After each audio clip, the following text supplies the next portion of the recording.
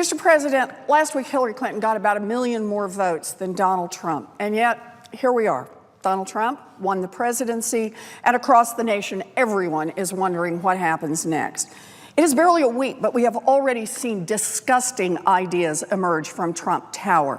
Put a white supremacist in the White House, float a plan to register all Muslim Americans, draw up plans to round up millions of human beings and rip families apart across this nation. It is sickening, and we will fight back.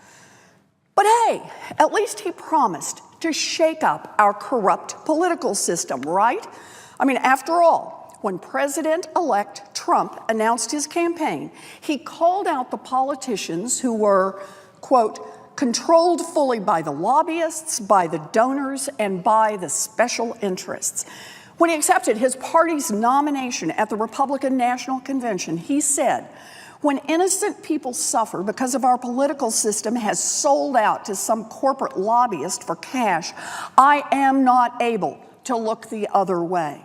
He promised that he would, quote, not be controlled by the donors, special interests, and lobbyists who have corrupted our politics and politicians for far too long, and that he would, quote, drain the swamp in Washington, D.C. Those are his words, repeated loud and repeated long during the campaign.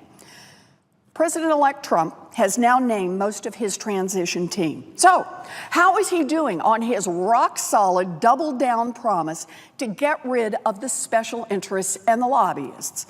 Big surprise. Trump is not draining the swamp. Nope.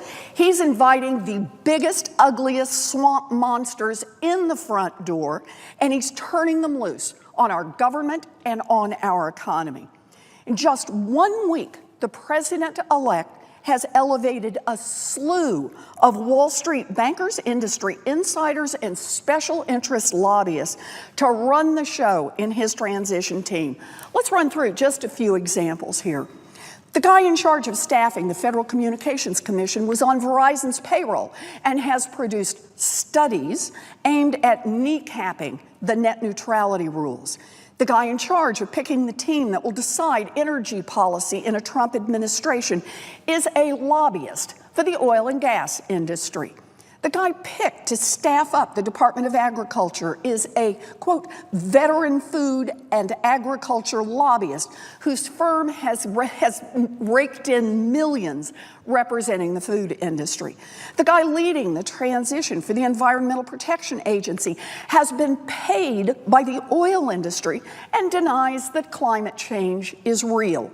The guy heading up the transition team for the Social Security Administration is, you guessed it, a former lobbyist who spent much of his career working to cut and privatize the Social Security system. The guy, and by the way, you may have noticed a pattern here, almost all guys, working on transportation and infrastructure, is a founding partner at a law firm that lobbies for the National Asphalt Paving Association. The guy in charge of economic issues for the Trump transition team served for 6 years as chief economist at Bear Stearns, the Wall Street firm that helped crash our economy in 2008. And he now runs a consulting firm for Wall Street clients. Trump's very first decision is to hand over the keys of government to the worst kind of D.C. insiders and special interests. It seems like all those promises to stand up for working people were just a giant con. As the outrage has spread, now we've heard reports that Vice President-elect Mike Pence has decided to remove all the lobbyists from the transition team. Yeah, I'll believe it when I see it. If we learned anything from this campaign, it's that Team Trump will make up things if it seems convenient.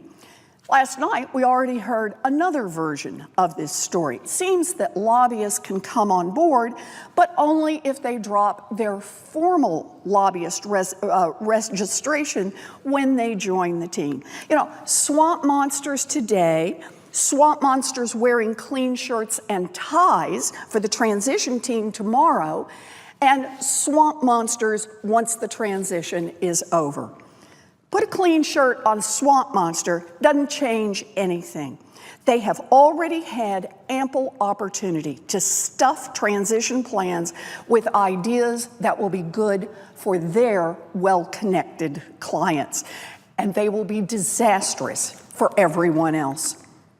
Besides, even if the lobbyists finish up early and leave, the Trump transition team is still full of industry insiders seeking special deals for themselves and for their companies.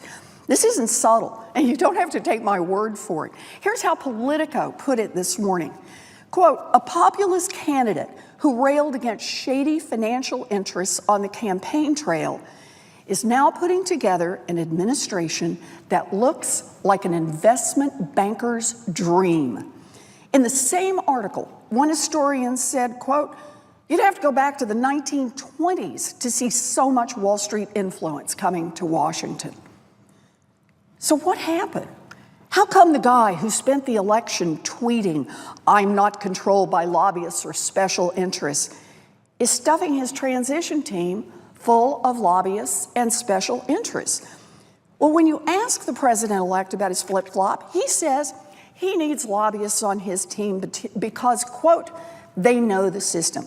He said, quote, everybody's a lobbyist in D.C. That is literally the opposite of what he said during the campaign.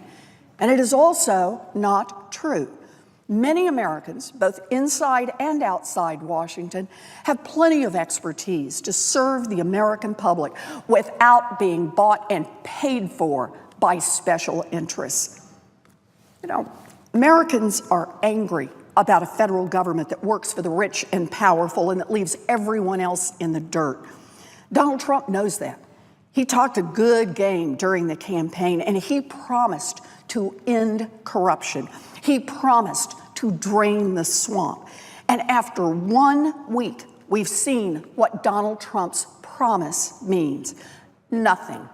His word, his promise to the American people is worth nothing.